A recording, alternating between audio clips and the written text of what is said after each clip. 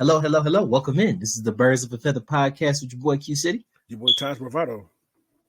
And this is episode 44, Coaches Search, and the way too early mock draft. So we're going to get you into this offseason. We're going to get y'all into this offseason content. Come along with us, enjoy this ride. So my man Taj, we started out and we look, what is our team going to do at the head coaching option, right? So we have several very worthy candidates. We're going to get into them, kind of hit as many that have the completed and people we're still looking at, and then kind of get some thoughts on all of them, and then we're going to go into our mock draft. Sounds like a plan. First things first, let's go through the guys who we know we've already done an interview with. We've got Brian Callahan, Bengals offensive coordinator. Now, I was looking at the Bengals defensive coordinator, but this is a Shanahan guy. He's from that tree. He's worked very, very well with Joe Burrow. I'm not sure how much he calls the plays, though, because if I'm not mistaken, the Bengals head coach is the one that calls the plays. But knows the offense, I think, could provide definitely a spark. I think that spells new quarterback all over it. What you thinking about Brian Callahan, my man? Yeah. Callahan, since he's a younger coach, younger than one certain option that we'll get to, and I feel like with that option, a young quarterback seems more likely. It just makes sense. I can still see them going the veteran route, but yeah. What veteran do you think fits his system specifically? You just really need probably one of them scheme neutral guys. Kirk Cousins is the only one I could think of. Well, they're not. I don't think they're going to swing big for this. I think he's available.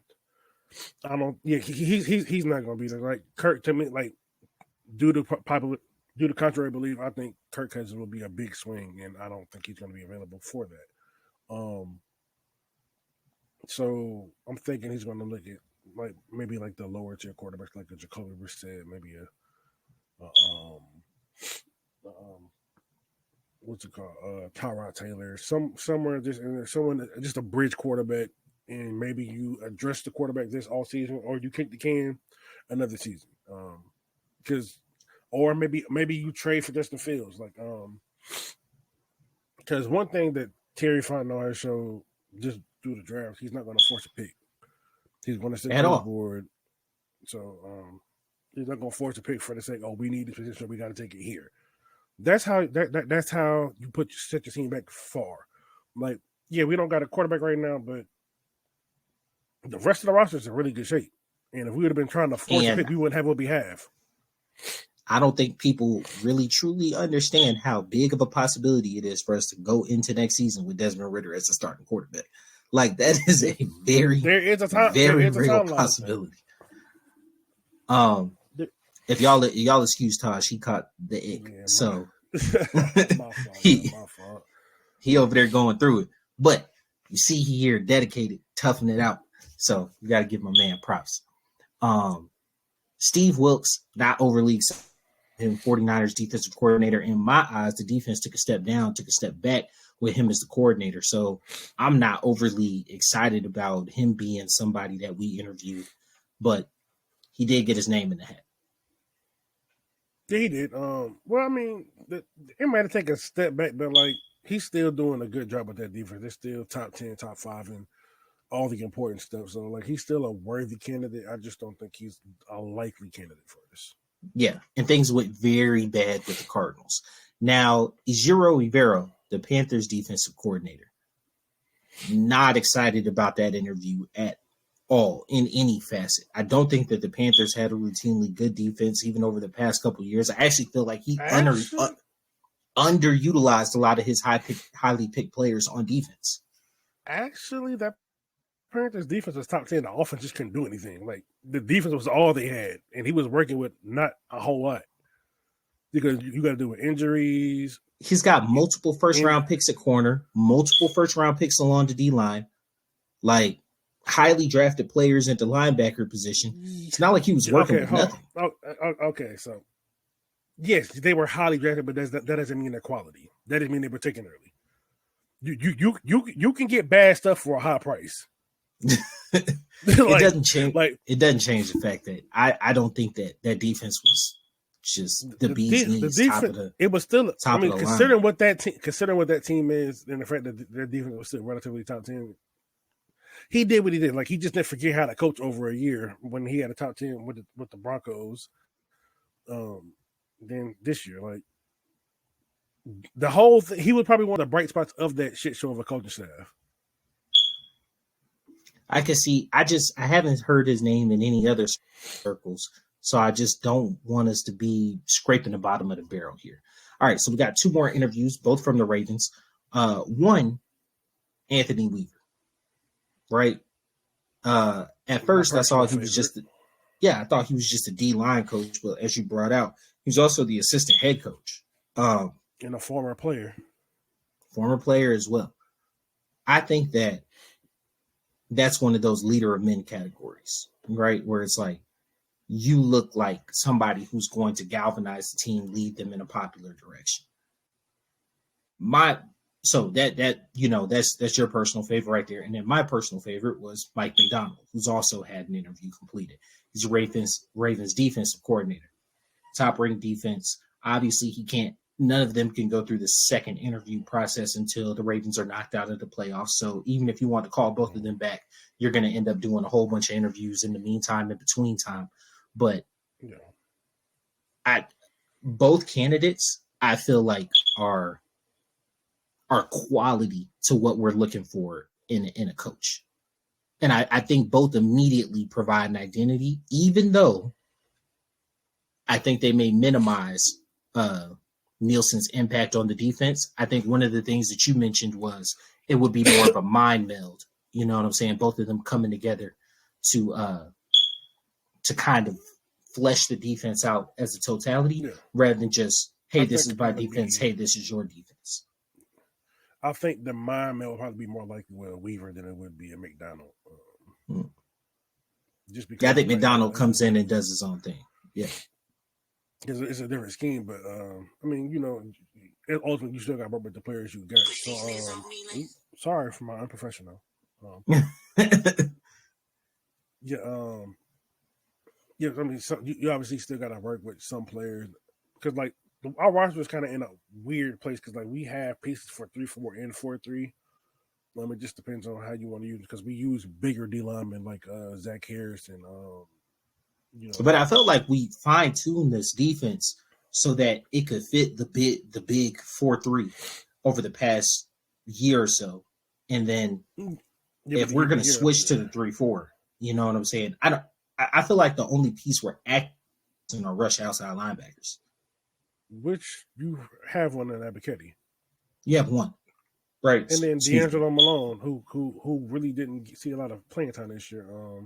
Not sure for what reason, but I think he has a lot of pass rushing upside. You took it. He was a number 3 pick, so it's interesting to see how they would go about his utilization in the new scheme because he doesn't really fit your 4-3 scheme. He's more of a 3-4 guy. Yeah, no, he doesn't. I didn't see him get no burn this year. It didn't. He was basically Abichetti's main backup, but Abichetti played every game, so there was really no avenue for him to see the field. So the only guys as right now that you can call back for a second interview are Callahan and Ivero. Those are the only dudes you can call back right now.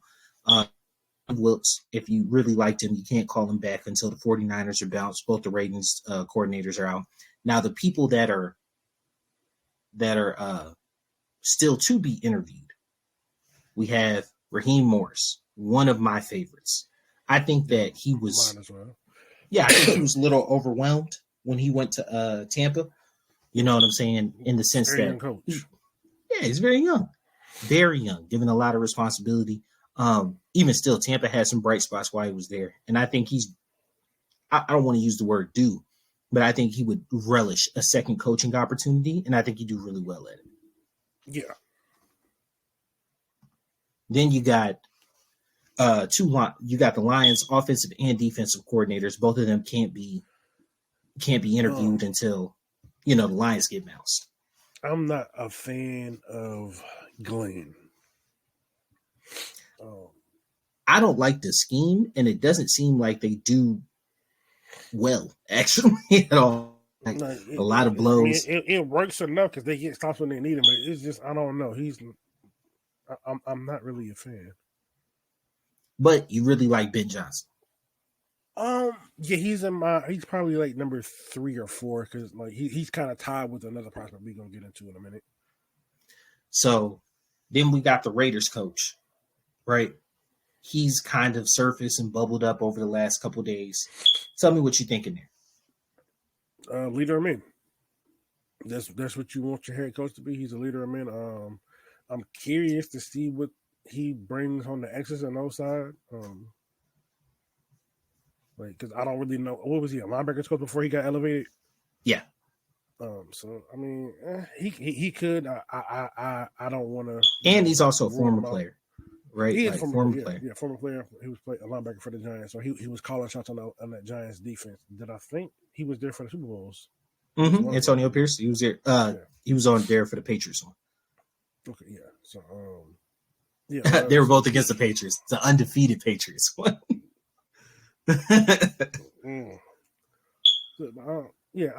I'm just he. I don't know. Like, I like him, but I just don't know how I feel about him.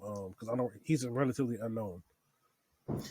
He turned that team around. He got players that follow him. Like Max Crosby said, if he ain't there, he gone. Like, so that's a pretty big sign off when you got players of his magnitude saying, if this guy's not my coach, I don't want to be here. Now, I'm not going to lie to you. Their offense was abysmal. Like, it was terrible from the fact that when he took over. And he actively started Aiden O'Connell. That does give me a little pause. Yeah, they won games, but that gives me a little bit of pause. Because like he seems like one of the coaches, like the players are going to play hard for him regardless of what the scheme, and they're going to give they all, even if they're not necessarily in the best position to succeed. Now let's get to the big whale, the name that everybody's been floating around. Seen getting onto a yacht. You still skipping one. Who you got? You skipped Bobby Slowick. Man, he is actually not on the list. He is. Okay. Well, let's get to Bobby Slowick. Yeah, they actually requested an interview with him. It was 9 people total. All right. Well, Bobby Slowick, we can't interview him until the Texans get knocked out. Let's just keep it a buck, because I texted you. Man was coaching like Durant was due, bro. He was coaching his behind off in that playoff game versus Cleveland, bro. He was dialing it up. And granted, Joe Flacco'd, which made the game get a little bit out of hand. But seeing it up close, he's got some wrinkles to his offense. And C.J. Stroud is one of them ones. C.J. is a dude. I do think that Slowick, because the thing is, like, you could say he is one of them dudes, but C.J. throwing to a lot of open people. Especially with Tank Dell being out. Yeah, he's got Nico Collins looking like Randy Moss out there, just wide open, and they can't keep up with him. They can't. He's not a super fast receiver, bro. And he's not a super fast receiver. Like, during that game, he was always open. Nah, you see it. His schemes. He knows how to attack coverages. Baltimore had a very vaunted defense. Not Baltimore, Cleveland had a very vaunted defense, and he was able to basically Swiss pick them apart. Swiss cheese. You went in there with a rookie quarterback, first playoff game, with a defense that was the number 2 defense in the league, and you couldn't tell. Yeah, that Brevin Jordan play was like, I think I texted you right when that happened. Like, it was a beautiful play design. Like, he held it for a 2 count. He slipped out. And I think that how I described it was the scheme of that play gets you a first down. The players in that play get you a touchdown, right? Yeah. So what I mean by that, like me and you was texting back and forth, is that, like, in that situation, the scheme of that play, your tight end, random tight end holds that for a 2 count. A random tight end probably holds it for a 1.5 count. Slips out. A quarterback who isn't as athletic, isn't as, doesn't have as great ball placement as C.J. Stroud, throws that and carries your tight end right over the first down marker, and now you got a fresh set of downs. All right, that's a great scheme call in that situation, and that makes you a good coordinator.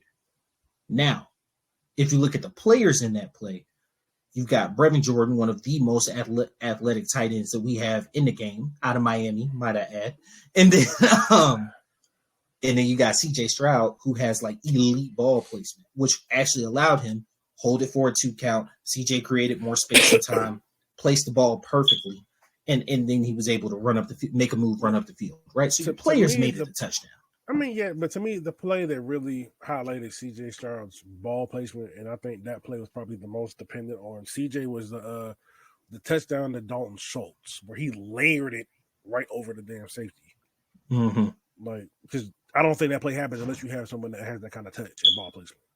A slick, like a slow aside. I know we're on time. We're going to be on time. But a quick aside on ball placement, that boy Jordan Love. That boy Jordan Love went nasty, it, bruh. Like that one that put him up 20-0. That touchdown, my God. God. I was like, he basically handed it to him in the end zone. I like the other one where I think it might have been the fourth or fifth touchdown they had, where he rolled to his right, stop. Oh, I could do that. Oh, where the tight end ran the wheel route. Yeah. No, not the one to Romeo Dubes in the end zone, where he laced it in between like 3 defenders. Oh, I know which one you're talking about. In the right corner. Headed to the right. Yeah, corner. Right. Yeah. Headed to the right corner and just ripped it between 3 people, like with a solid. I'm just like, okay, this is different. Like, yeah, he different. Different. Like, what makes you like upset? Aaron Rodgers in blackface, like he Robert Downey from Tropic Thunder. But what makes you upset is beat both of those teams this year.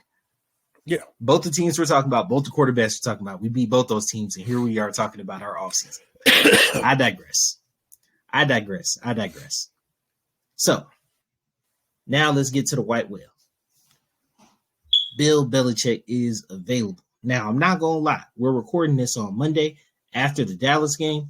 Dallas might be available. So that does kind of complicate things, right? Much bigger brand. I think that, with Bill's mentor working there at one point in time, it wouldn't be a huge thing for him to go there. But I think he would be amazing in Atlanta. I think he would be absolutely amazing in Atlanta. If I had to kind of rank him, I think I want Bill Belichick first and foremost. But secondly, I would want Mike McDonald. Then I would probably, I'm wrapping my mind around Anthony Weaver. Well, no. I want Mike McDonald. I want Raheem Morris. Then I'm kind of wrapping my mind around Anthony Weaver. And then Bobby Slow. I will say that the man can coach. Look, I'm not overly keen on Brian Callahan. Like my top 4. Number 1, Weaver. 2, Morris. 3, Slowick, and 4, Ben Johnson. That's just my personal. I'm not a fan of Bill Belichick because it doesn't feel like a long-term solution. It feels like a Band-Aid because he's a 72-year-old man. He's not going to be here a long time. So with Belichick, we're going to be right back in the division in maybe 3 years. Because realistically, I think he's just chasing Don Shula's record. He needs 15 wins. He gets the record, and then what? I get that, but like, did 3 years ago you think we were going to be in the same position with Arthur Smith? No, but for Belichick, it's almost a guarantee. It kind of feels like a waste. Like if we win, then all's forgotten. But if we lose and he just retires, then what? We just wasted another 3 years. I wouldn't necessarily feel like it's a waste. I think he can install a culture. I think he can. He hasn't lost his fastball defensively at all. And Mike McDonald wasn't on your list. Yeah, he's not one of my 4. So you really feel like Anthony Weaver over Mike McDonald? That's just my personal preference. No, I get it. Like I like what he does with the defense. It's just personally, I like Weaver's resume a little bit better. Like former player, he's worked through other things. Like, and I feel like former players have a way to connect with the players better because they've actually done that. And I feel like you respect someone more who's done what you're trying to do. Mike McDonald played, he just didn't play in the NFL. Then he didn't do what they're trying to do. I mean, Andy Reid played, he didn't play in the NFL. He connects with his players just fine. Yeah. Bill Belichick played, he didn't play in the NFL. Hey, that's my list. Right. I'm just saying. Here's my kind of pushback on that is just the fact that, like, if you were good enough to play, you're probably not going to be a young coach just because your formative years that most coaches spend in the scouting department are grinding, you're playing.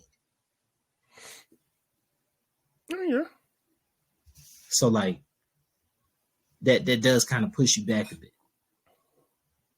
I mean, it does, but I mean, Weaver's 43. Morris, he's mid to late 40s. He might be approaching 50. Yeah.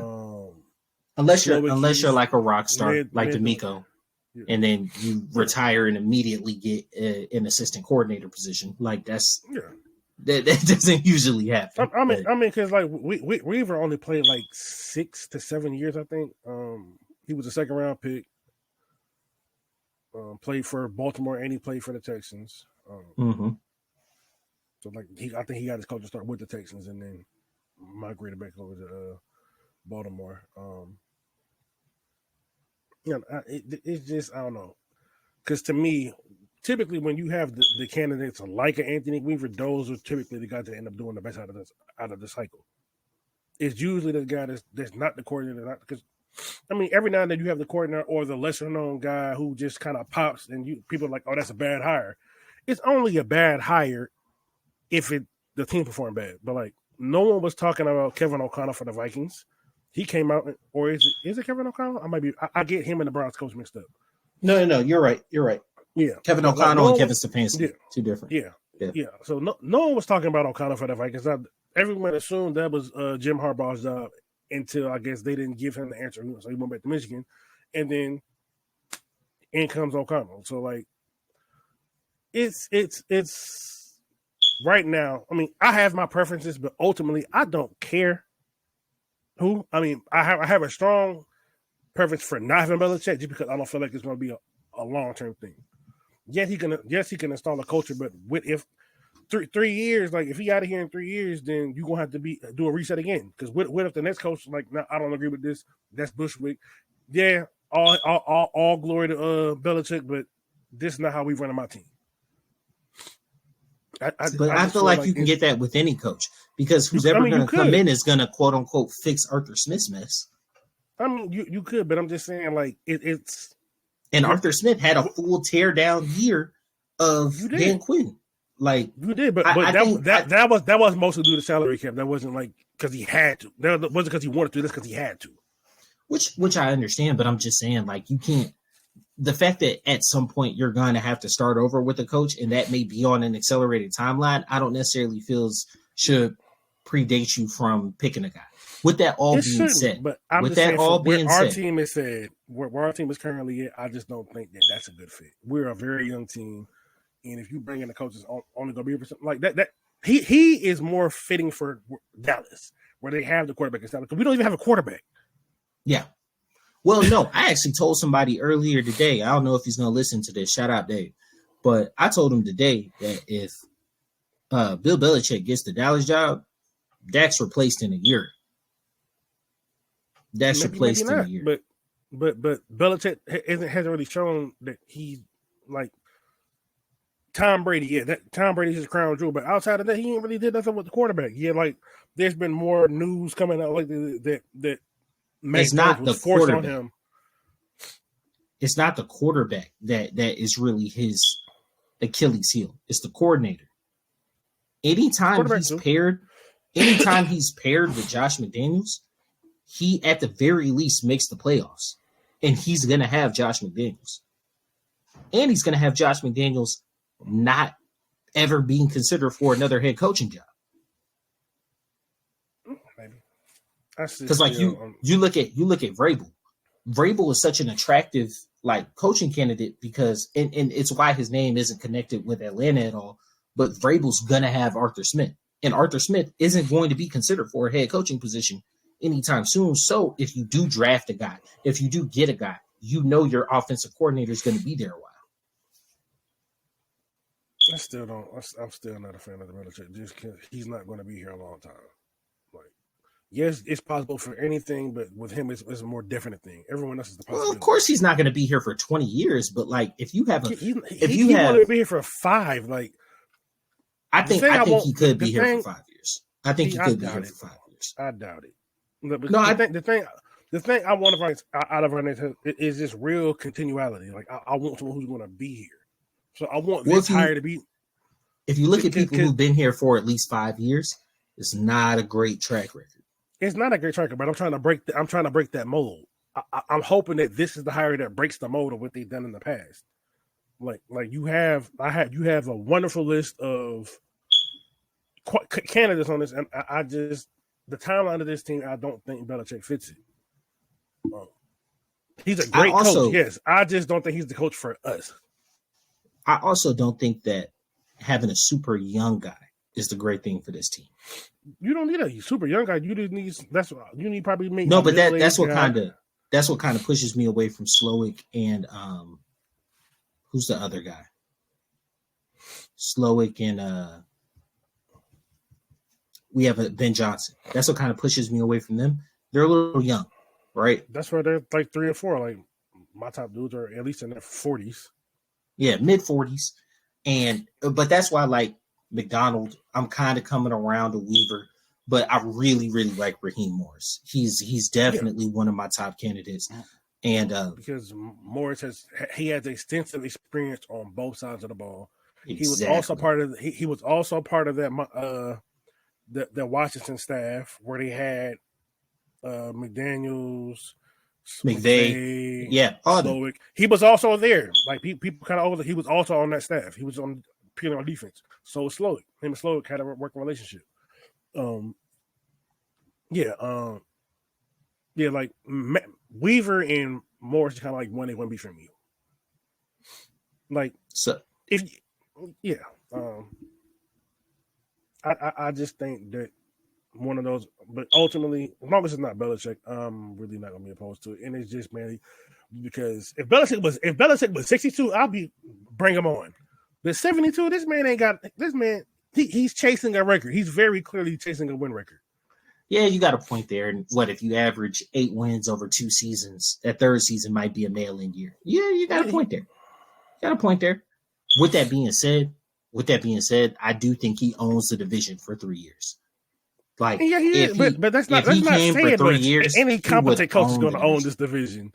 Competent coach will own this. For a fact, you know he's a competent coach. Yeah, but it's just for a fact, you know he's competent. But it's just then them 3 years it's like it just doesn't feel like a long-term move. Like I'm envious of teams like the Steelers who just have a coach forever. Yeah, but nobody does that. Nobody does that but the Steelers. But all other teams, like unless you're like the Cowboys, Jerry Jones he fired you as soon as he gets bored. Like, I'm bored. I want Belichick. Actually, surprisingly, Jerry Jones coaches average around 7.5, 8 years. Well, McCarthy's been there. That trend's gonna break. McCarthy been there 3 years, and that trend gonna break. McCarthy gone, bro. And it's not even the fact that you lost, bro. It's how you lost. Yeah, it's how you got all of this stuff, and then you got dominated by Jordan Love when everyone on all media never gave Packers a chance. I did, but I had him +7. I had him +7. You had him +7, but I took them straight out. You did. Hey, look, man. Hey, some of us just sit in the back, play with a balls. You know what I'm saying, like a little cuck, and some of us just run to the front of the line. I gotta tell you, bro. I just wanted a little money. I wanted a little something to throw on Tuesdays in the middle of getting tacos. You know what I'm saying? But you wanted the whole shebang, and that's fine. That's fine. I ain't had it like that. I ain't had the kahunas, and I'll be the first one to admit it. But I took the +7. I told you I thought they was going to keep it close. Yeah. So I did. What screwed me is this dang Pittsburgh, bro. This dang Pittsburgh not hitting the back door. I'm getting off. Yeah, we getting off. But like, bro, there's no reason they shouldn't have covered this back door, bro. There's no reason they shouldn't cover this back door. It was 30. First off, the fact that y'all even let Shakir score took it from 24-17 to 31-17. Then you had the ball. Mason Rudolphed it. And who, of course, he didn't have clock management. And you ain't score a touchdown at the end of the game. Bro, I needed that cover. I needed that cover because I had Pittsburgh +10. But, hey, overall, one of the reasons I feel like a mock draft is way too early is because we don't have not one coaching hire. So this is more of a prospect find than it is actually matching what people would use based on their histories or whatever. But with that being said, pull it up, my man. Let's get to the mock draft. This is our first mock draft of the offseason. Probably going to have about 4 more of these, you would say, before the draft. Yeah, probably. Yeah. One after the coaching cycle, after free agency. We're going to have about 3, and then we're going to have a final one before we go to Detroit. Yeah. So, you want to take the odds, I take the evens, or vice versa? Let me get the evens. Get the evens? All right. So, with my first pick, I am going to take Caleb Williams to Chicago out of USC via the Carolina pick. This is pretty standard. I think most people would see how, Caleb, he finally declared. I think they're going to move Justin Fields at some point. He's my number 1 pick off the board. Well, it makes sense to me, especially since he just declared today. So despite all of the rumors that have been coming out about he wants assurances that Chicago's going to trade, which everyone, you cannot believe everything you see on the internet. So many people be faking for clicks. Absolutely true. So with Caleb Williams off the board, Washington has a decision to make. Now, the popular pick, Drake May. But then there's a lot of steam building up around Jaden Daniels. I'm not going to lie to you. On my mock, I have Jaden going too. So it's not as crazy as it sounds. It ultimately, this one really just depends on the coach, what kind of scheme they're going to run. But due to the relatively unknown, I'm going to take Drake May at 3. Me too. He is the best available quarterback in my opinion. I do think Jaden is getting a little too much fire up his butt, but I mean, hey. So with the number 2 pick, Drake May. All right. So I have New England at 3. I actually think quarterbacks go 1, 2, 3 in this draft. I just think Jaden goes 2 to Washington and then May goes 3 to New England. But that here at New England, here I'm going to take Jaden Daniels at 3. So now here we are at 4. We ain't even gonna talk about this one. Marvin Harrison Jr. First skill player off the board. Is there anything else that needs to be said here? Like the best prospect in the draft. Now, I am going to go a little chalky here. The Chargers absolutely need that force in the middle of the field. I'm going Brock Bowers right here at pick 5. Okay, I like that. I like that. Well, this makes everything. The Giants are elated that it works out this way because Malik Neighbors, in any other draft that doesn't have a Marvin Harrison Jr., he's probably receiver number 1. Mm-hmm. He has the route running, he has the explosion, the hands, decent size, like Malik Neighbors. Easy pick the Giants. I actually had him falling a little bit just because I figured the Giants were going to go offensive line, but I definitely understand the idea that you got to, when you get a playmaker, you got to draft. Yeah, because they don't really have any true playmakers on the offense. You made that investment in Daniel Jones, get him a legitimate playmaker. Now, I personally think that Oli Fashanu is better than Joe Alt, and so with that, I'm going to have Tennessee select out of Penn State Olumiwa Fashanu. I call him Olu. At tackle out of Penn State. Yep. Yeah, he is going to be my pick at 7. Lucky for you, you get the Falcons pick at 8. So, it's some interesting names here. You have Leatu, Leatu. You have a Jared Verse. You have a Dallas Turner. I don't see a quarterback pick here, and whatsoever, because there's no quarterback worthy of this pick. So you could add some more explosion to the offense, which could be interesting. But fans will lose their mind if we pick Rome Odunze. Now here's another receiver. But here's my not thing. Be against it. If Malik fell, I don't see him fall into 8. But if Malik fell, actually I do see him fall into 8 because I had him going 12 in my draft. There's a reason why. I don't see him getting it. No. There's a reason why. Because at this pick 8, I have Michael Penix Jr. going. And then I had Tennessee drafting Joe Alt. I think the shock of my draft was going to be Chicago with their next pick taking a tackle instead of taking a wide receiver. That's the only reason. And I have a huge surprise at 11 for you. But regardless, I think Dallas Turner is actually going to fall. He's a bit of a tweener body-wise. I think he might end up falling. Good size. Like, he's about 250, 260. And he's an athletic freak. I think his ceiling is right here at the 8th pick with us. So I'm going to take him. He's an upside pick. And I don't believe in forcing quarterback picks.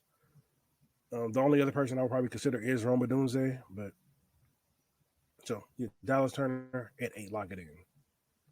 All right. Chicago gets a miracle sent their way. They get Joe Alt here at 10.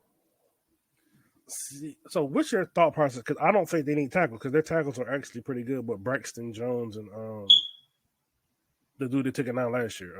So if you're looking at them, they don't need interior D line right now. Their cornerbacks, they're going to re-sign Jalen Johnson. They can slide somebody into guard, but you want to take the best player available on the board, and it doesn't make sense for them to take a skill position that isn't Marvin Harrison Jr.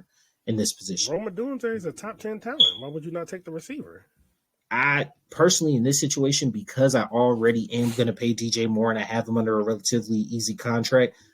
He's already paid. I know, but I'm saying I just got Caleb. Let me make sure he's fully protected. I actually, in my draft, I had Amarius Mims going here. Ooh, that's rich.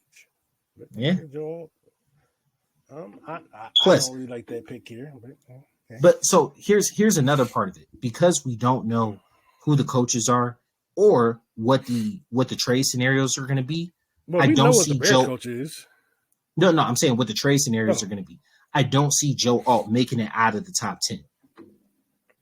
You know what I'm saying? So that's why I'm like, pick him at 10. I don't necessarily agree, but so here we are at 10 for the Jets. It's an interesting spot for them. I would have loved Joe Alt to be sitting right here because that would have been an easy pick for the Jets. Mm-hmm. I don't think I like Rome Odunze. I mean, Rome Odunze, he's a great receiver. I think he's a top 10 prospect. Probably maybe closer to top 12 to 14, probably. I like Jerzon Newton, but I don't know if they're going to go that route.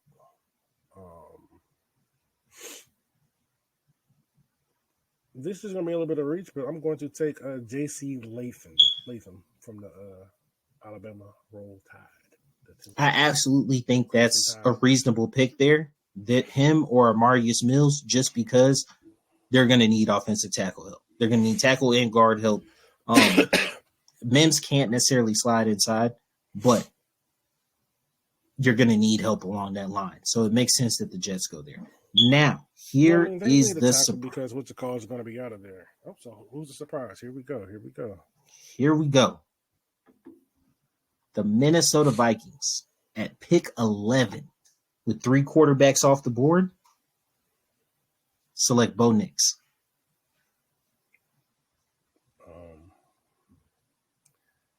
Okay. I'm not a Bo Nix fan.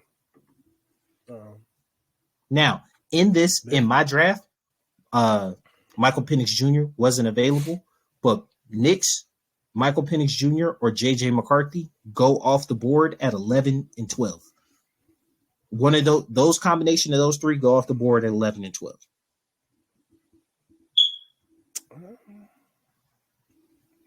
11, 12, 13 in that combination, because Las Vegas also very much needs a quarterback. And with that being said, you already know who I'm going with at 13. Yes. The Broncos. The Broncos. Where do we go with the Broncos? Because I think this is a perfect spot for him, because they're getting rid of Jerry Jeudy. Yeah, I do think he's strongly out of there. I'm going to take Latu because I do think they're missing another a pass rushing presence. And they traded away pass rushers this offseason. They've had some guys age out. They traded away. I can see that young defense needing somebody to be on the edge. I'm taking Jared Verse. I'm going to take Jared Verse. I like him too. Still, yeah. Went to the better school in Miami, in Florida, but yeah. Now, Las Vegas keeps you on the West Coast. We're going Michael Penix Jr. All right. Now, listen, since 2018, we've had 3 separate drafts that have 5 quarterbacks selected. This is another one. I'm not a big fan of the prospects. Now, this one, Latu is going to the New Orleans. It makes sense. He doesn't make it past him. Yeah, he doesn't make it past. It makes sense because he's a heavy-handed pass rusher with good size. So I had Chop Robinson going to them there. I think that's very rich in the top 16. I mean, he's an but I had Latu going at 13, right? So it was just like next highest available DN. And actually, that's a lie. I had him above Jared Verse because I had Verse going at 16. But I figure around the 10 to 15 range is around where Verse would be. Indy. Does Indy get a gift? So actually, I have Nate Wiggins going to Indy. But I like that. I think how this falls right now. No, I still think they take Nate Wiggins in this situation. Yeah, we're gonna go Nate Wiggins to Indy. Nate Wiggins. All right, so Seattle. I think they're good at receiver. I think they're good at corner. Cincy is clapping their hands right now. Cincy is rubbing their hands right now, bro. Oh, yeah, because this is going to be an interesting development for them.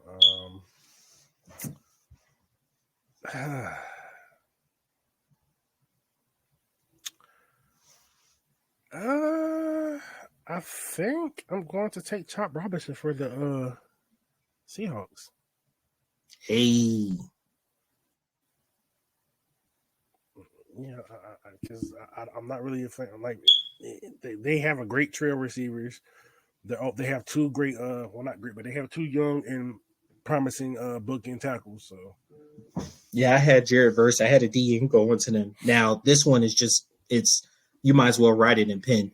Jerzon Newton going to Jacksonville. Like it's just it makes too much sense. I like Newton.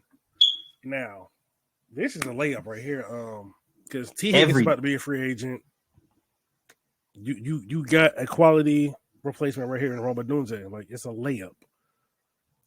You could go tackle because they still probably could address the O-line, but they've proven before that they're not scared to take the swing on talent. So I had Keon Coleman going here, but I think that Keon is going to end up going where I had Roma Dunze. I had him falling a bit. So Tampa. I actually had Cooper DeJean going here, but just because I kind of like him. He's actually my favorite corner. Yeah, I kind of like him in that scheme a little bit better, and I actually have him going ahead of Kool-Aid. So I am going to go Cooper DeJean here. Not mad at that. Now the Rams. This is different. I ain't seen the Rams in the first round in how long? The Rams got the first round pick. F them picks, bro. F them picks. Now this is interesting. Because you can go a lot of different ways with the Rams. Because the Rams are actually very strong drafters in the back end of the draft. Now, And I do think they're going to corner. Mm-hmm. I do think, but I don't think it's Kool-Aid. I think it's going to be his teammate Terrion Arnold. I see that. He's more athletic. He's still a rangy corner. He's going to test very well in the combine. So Terrion Arnold. Now this stacks up perfectly for Pittsburgh. I think that they go Kool-Aid McKinstry right here. They are set at corner, but I think the talent. Marius Mims. No, I actually have him going. Well, I had him going at 10, but my next tackle is going to be Miami, taking J.C. Latham, who's already taken. So him and Mims are basically just, in my eyes, going to switch spots there. Miami needs tackle help. Pittsburgh values defense. I don't feel like they go Keon Coleman or any receiver right here. So Kool-Aid McKinstry. Also, I don't think Kool-Aid makes it past 21. It's fair. So even if Pittsburgh doesn't take it on how he tests, I mean, yeah, even if Pittsburgh doesn't take him here, yeah. So Miami, Marius Mims makes sense. It really just depends on who you think is better between him and Fuaga. Fuaga is a very good. Well, Fuaga is mainly a right tackle. Mm-hmm. He makes possibly the most sense. Now there is a reality where I could see them maybe taking Braylon Trice because they have two edge rushers, but you got two edge rushers that are like they both hurt. They're both going to be recovering, so you're going to need a third guy. You could never have too many edge rushers. You know who I got taking Braylon. Yeah. So I'm going to take a nice hard look at Emery Smith. I am going to go with the edge rusher with Braylon Trice. All right. So you I had him going to Philly at 27. With Brandon Graham going ahead, this being his last year, Fletcher Cox is getting up there long in the tooth. They've already replaced the interior. I think this is where Philly goes to replace the edge. So that kind of moves the next edge. They already have that. They already have that in house though, with Nolan Smith. Nolan Smith is not a down hand dirt edge rusher. He's not. He's not. But way too light. He's way too light in ass. It's not happening. He's the same weight as Hassan Reddick. They're the same size. Watch him play. They're the same size. Combine weight is not real weight. Combine weight is not real weight. It's not. But they're about the same. I think coaching staff is a big reason because across the board their production just went down. Yeah. On both sides of the ball. And this ain't for my Bulldog people out there, this ain't Nolan Smith slander. I honestly thought that Philly I felt like leadership wise, culture wise, he was a great fit there, but like and play wise, while what's the Cardinals head coach? While Gannon was there, he looked like he had a fit. In this new coaching staff, he looks completely out of place. They tried to put his hand in the dirt. They tried to stand him up. He just looks like a fish out of water. But I digress. Houston. I think that I had Houston getting another weapon here with Brian Thomas Jr. But I like that. But I think they shore up the interior line. I'm going Graham Burton here. Graham Burton. I'm not mad at that. So, Dallas. What is Dallas going to do? They love their offensive linemen. That's exactly what I was about to say. They're going on that line. Yeah, they love their offensive linemen. So I don't think I could pass up Amarius Mims. I think if you have Amarius Mims and Fuaga here, it just depends on what their thoughts of either one Steele is. Do they want to keep Steele as a right tackle, or do they want to swing him over to the left tackle? If they want to swing him over to the left, it's going to be Fuaga. If they want to keep him right, it's going to be Mims. But either way, they're taking the tackle. I'm going to go with the assumption they're going to keep Still on the right side, and Amarius Moons is your Tyron Smith replacement. All right. If you scroll down, I think Jair Alexander is working on his last leg out there. I do not have Kamari Lassiter rated that high. I don't either.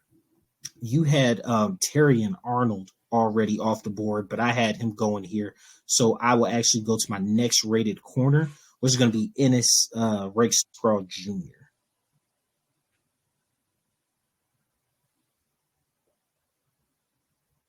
Okay. Oh, 61. They got him rated pretty low. I do not believe that. I think he's going to shine. But for the sake of keeping highly rated players, we'll go with Lassiter. I already picked him. So. Oh, you already picked him? Cool. Cool. No, I think Rakestraw is going to turn hella heads. He played every single first-round wide receiver over the past 2 years very well. And he's played them all at Missouri. Now, these corners aren't inherently responsible for team success, but I think he's going to shine. He's going to turn a lot of heads. Yeah, I believe so. With this pick, I think it's going to be Fuaga. I think they move Paris Johnson over to left tackle, and they get their bookends for the foreseeable future. So, Talise Fuaga, you are Arizona Cardinal. Bam. Now Philly. I have Philly taking Braylon Trice, right? So my next highest rated D end, he is not a D end. He's a D tackle. Go to my D lineman real quick. It's a little rich for Leonard Taylor. But hell, the guy that I have at the end of the first round is at 52 here. So let's go Chris Jenkins. Coming out of that very good Michigan front. I like it. Now, Mahomes is on the phone with the front office. Like, if you do not get me one of these guys, it's going to be problems. Now, Keon Coleman, I like him. But Brian Thomas is the better fit for this offense. Absolutely. I was just about to say it. I was like, I literally have Brian Thomas Jr. Rated ahead of him. Xavier Legette is also a really good good option here. He's one of my personal favorites for the Falcons. I would love him in the second round. We'll see if he gets there. I think he makes it to the second. Does he make it to pick 8 in the second? That's a whole other question. He can make it to the second round, but does he make it to pick 8? Yeah, like he's who I want desperately because he has that physicality, the size, the speed, like everything that you would want, and he would be a great complement to what we have going on. So yeah, but Kansas City they're taking Brian Thomas Jr. And with that being said, I feel like Buffalo. I had Xavier Legette going to Buffalo. Keon Coleman falling to him is just it's a magician's trick. The rich get richer. Buffalo takes Keon Coleman here. They love big-bodied receivers, guys an athletic freak. Keon Coleman to Buffalo. Now, Detroit is in a very interesting situation. I had Rakestraw Jr. going to them at 30. Yeah, they definitely could use a corner. They need back help. I'm not super high on Lassiter. I'm not either. 30 wouldn't. I could hold my nose and do it at 30. I'm not gonna lie to you. You know what? Because they need a corner. McCarthy could be interesting, depending on what their long-term plans are for golf. He's been playing very well, but if you want to go ahead and get the airplane in, because McCarthy's only 20 years old, you could go the route that your division mates, the Packers, went, and just let them groom for a couple of years, and when you're ready to move off from golf. I think it's hard when a guy leads you to your first playoff win in 32 years to immediately draft his replacement. You're right. You're right. That would feel irresponsible. Matter of fact, we're taking the corner. Kalen King. I like him. I like him. because I'm not a fan of Lassiter or I'm not very familiar with Mitchell, but yeah, King, yeah, I like him a lot. All right, so this is my last pick of the first round. I actually had them going. I had San Fran going offensive tackle, and I can't force a Miami guy here because they don't need help at safety or D tackle. So I will go Troy here for San Fran at 29. At 31, I mean. 31. So with the last pick of the first round,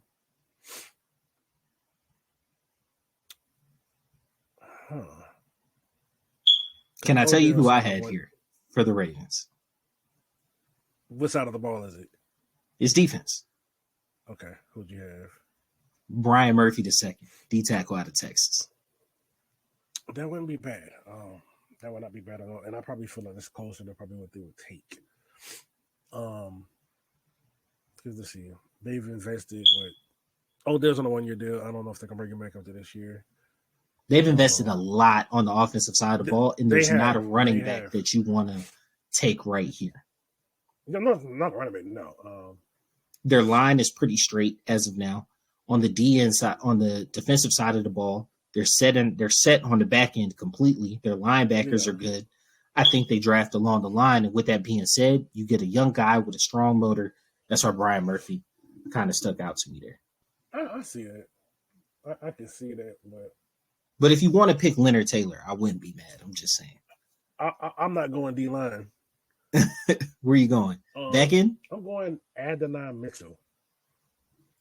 Give them a bigger targeted receiver. You know, Odell's going to be out. I don't really see them bringing him back for another contract, especially at $18 million. I do not see them bringing him back. So 3 years in a row, first round wide receiver. Man. Give Lamar another weapon. Run it back. Off of MVP here?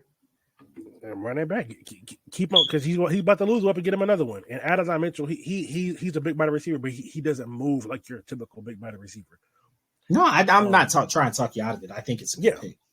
Yeah, it's probably not the popular pick, but I just think that they are going to look to replace the production that they get from Odell, and why not go for an X receiver? That way you could use Zay Flowers in all of the ways that you want to use them. So, Adonai Mitchell closes out the first round, and that's it. All right, you guys. So, I know you guys have tons of stuff to say about it. We would love to hear what you guys have. Can you put it up again and scroll down on it? No. Yeah.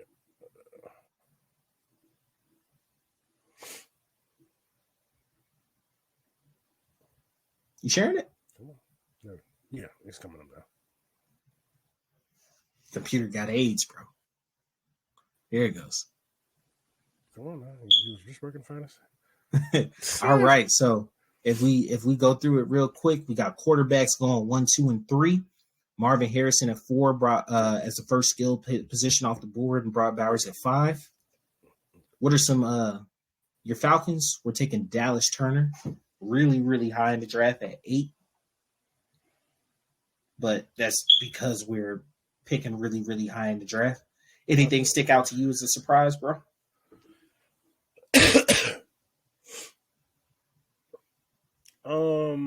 Surprises.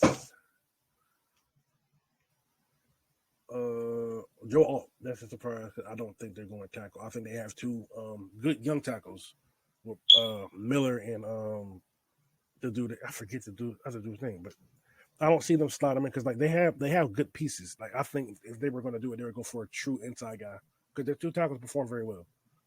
Yeah. So my true inside guy. Probably not. I probably would have went with. I was gonna say my true inside guy isn't picked until.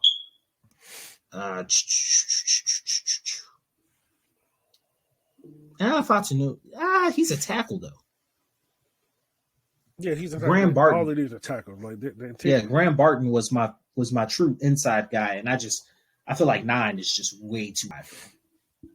No, that's what I'm saying. You could always, because they still have other picks. Like I just thought they would have gave Caleb another weapon, another highly talented weapon.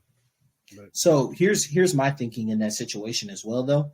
I don't think the Bears are going to pick at 9. I think the Bears are going to pick Caleb. I don't think the Bears are going to pick at 9, but I do think the 9th pick overall is either going to be Olu or Joe. I don't see no reason for them to trade out of that pick, though. I think they're going to try to make a move up, and they don't want to take them there. No, I think they're going to try to make a move up for one of the skill positions. Marvin or Malik. I mean, I think the safest pick, the safest even pick. Even though Rome Odunze went later, Rome Odunze is a top 10 talent in my opinion. I mean, I don't see the Bears getting him at 9. He's a big receiver. He has great speed, great hands. A player like Caleb that can really lay it out there. It makes sense to me, but that's the beautiful thing about these exercises is to see different viewpoints. I think that the safest, most set pick, the 2 in this draft are Brock Bowers at 5. I think that one is like you could write that in pen, and then Latu. I don't know if that's in pen because I don't see the Chargers going anywhere else. I don't see Chargers going anywhere else. I think obviously one's lock. 2, 3 could be interchanged. I think they could go Malik Neighbors. Malik Neighbors is really, really, really good. I think he's really good, but I think they're looking for that presence in the middle of the field. Malik. I mean, then the Saints pick. I think everybody's mocking him to the Saints. Yeah, I've seen either him or Jared Verse. I've seen people mock Bo Nix to 11. I don't think him or Penix are going in the first round. I think McCarthy will probably go before they would. Well, I'm not really a McCarthy fan. Yeah, if I was looking at my mock draft, I have at that pick 11, I have Bo Nix / JJ McCarthy.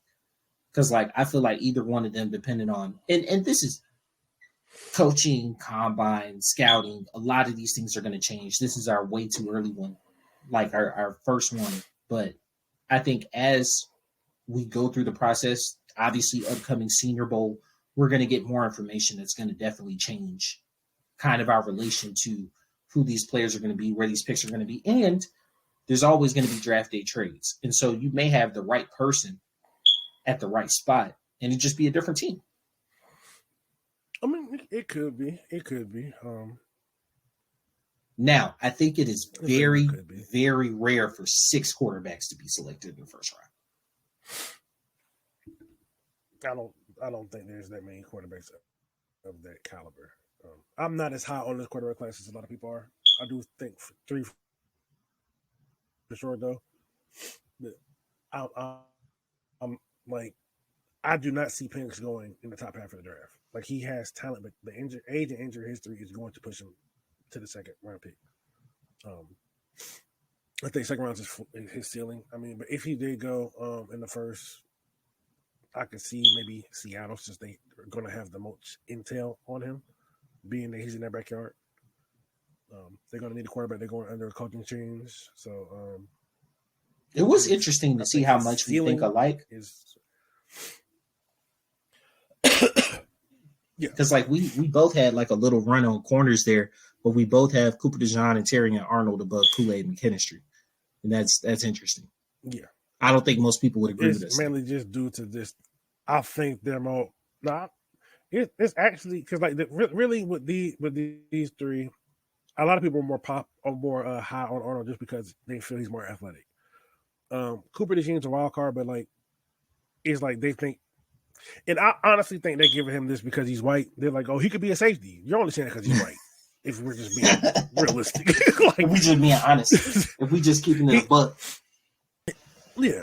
He's a very athletic corner. He's a solid tackler. It's just Do you look at him as a slot corner? Do you look at him as an outside? He could play both, but there's not a lot of film of him in press man. Mm-hmm. So some of these guys, like, is Cooper a senior? I think so.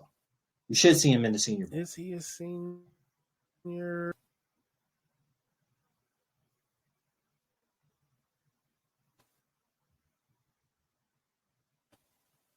Oh, so yeah, that's going to give him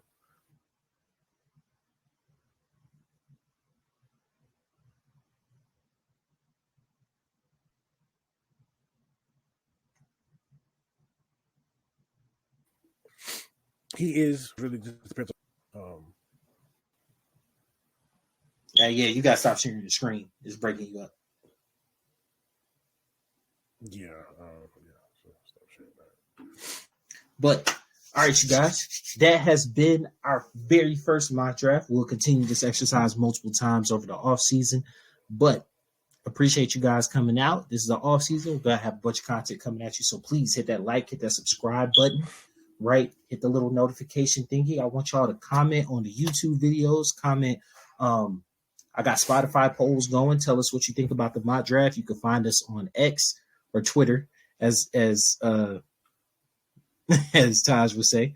And just look for us on all socials. I'm never calling that thing X. No. All right. So this has been your boy Q City. Your boy Taj Bravado. And we out. Peace.